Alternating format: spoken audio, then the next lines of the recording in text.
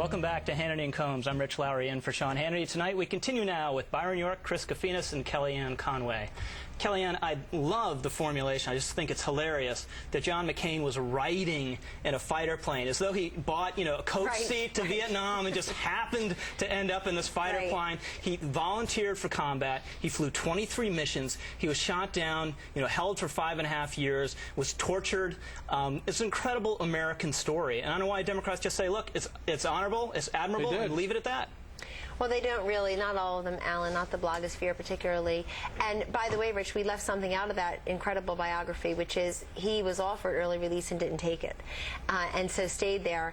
And I think hardly, because he's going to run for president 30 years later. This man was shot down and tortured when Barack Obama was literally still a child. He was in elementary school when all this happened. And I think that Obama, the reason that he partly distances himself from this today is, number one, because you don't want to be reminded that when Wes Clark says, this man has no executive experience, this man has no military record, that, oh my God, I'm confused. Is he talking about Barack Obama? And nobody's made clear on the show yet tonight, Wes Clark is not just a private citizen and a former general making this comment. He is listed as an important or senior advisor to the Barack Obama campaign. It's an official capacity. I just wanted to say one thing quickly.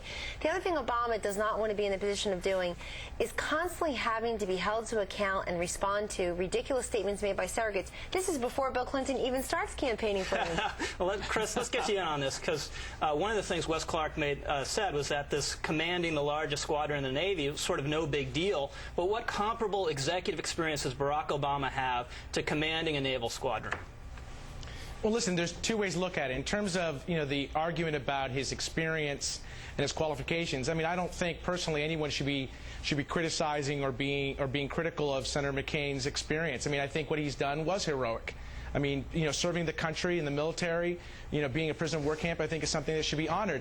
Now, in terms of his judgment and in terms of the decisions he's made, in terms of supporting the war and other actions, I think those are fair game, and they are rightfully criticized, and they should be. And in terms of Senator Obama, I mean, listen, when you look at what this race is really about, which is the vision and the ideas you're going to have to lead this country in the next 4 to 8 years, I think when you look at Senator Obama, his decision in terms of being right on Iraq before everyone and basically predicting what a disaster was going to be, I think was a strong... Let me get Byron in here for a second. Strong reason why people are looking at Senator Obama. He was wrong. McCain's been wrong about this, and Obama's been right about the war. But Byron, I want to point out to you, in terms of what you said about the Swiftboat vets who went after John Kerry, most of them did not serve under John Kerry. They were not actually They didn't serve under. They served alongside him. I said they were not on his boat at all. Officers. They did not serve directly under him. They weren't on his boat. There was one officer on every boat. They served alongside him. They bunked with him. They were not on the boat, Byron. And also, they didn't go after him. There's only one officer on every boat. There's one officer and 5 or 6 enlisted men. They didn't go after him because of what he said in the Senate.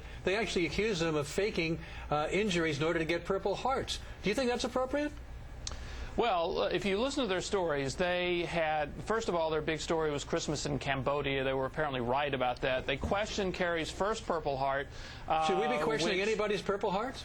Well, I didn't, but these men did because they were there. Look, these are fellow officers who had a gripe with the way Kerry conducted himself both in Vietnam and afterwards, and they made their case. That doesn't make it right.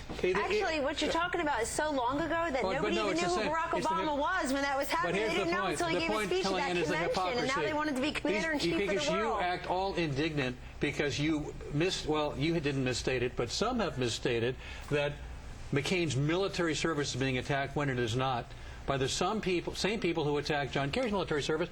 Should we ever question somebody's Bronze Star, Silver Star, Purple Heart? Should that ever be the case? Alan, what General Clark said yesterday is far more broad than that. He actually said being shot down does not qualify you to be commander-in-chief. It doesn't qualify you from a...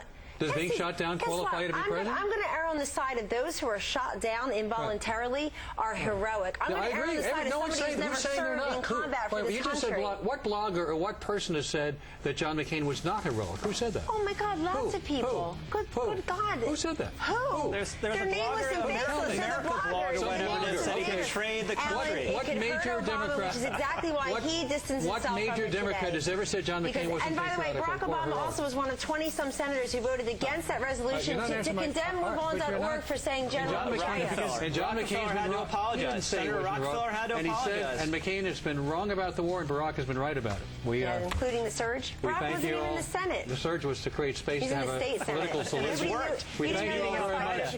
Coming up, one of Barack Obama's harshest Democratic critics on the campaign.